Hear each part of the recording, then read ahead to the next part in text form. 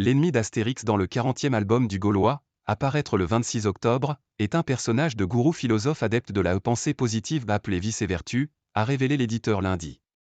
L'Iris blanc, 48 pages, 10,50 € en France, paraît simultanément en 20 langues, avec plus de 5 millions d'exemplaires.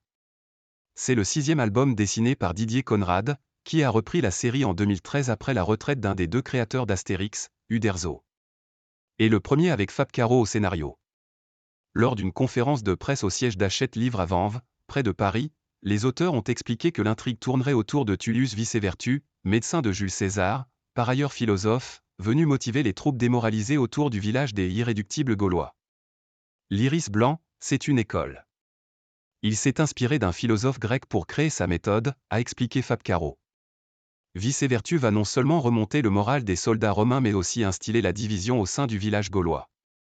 Cette nouvelle philosophie, qui prône bienveillance, régime végétarien et méditation, va trouver ses partisans, comme la femme du chef du village, Bonnemine, et ses détracteurs, comme le sceptique Astérix.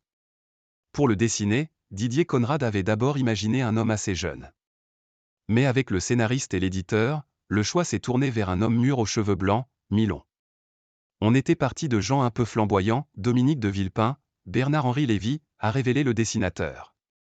Chaque nouvel album d'Astérix, malgré la disparition de ses deux créateurs, le scénariste René Goscinny en 1977 et le dessinateur Albert Uderzo en 2020, est un immense événement en librairie, tous les 2 ans. Astérix va on ne peut mieux, a souligné la directrice générale d'Hachette Livres Illustrés, Isabelle Magnac. Elle a relevé le record de fréquentation du parc Astérix, à Plailly, au nord de Paris, avec plus de 2,8 millions de visiteurs en 2022. Les éditions Albert René, qui détiennent les droits, sont l'une des maisons les plus rentables d'Hachette Livres, groupe en passe d'être racheté, avec le reste de Lagardère, par Vivendi, contrôlé par le milliardaire Vincent Bolloré.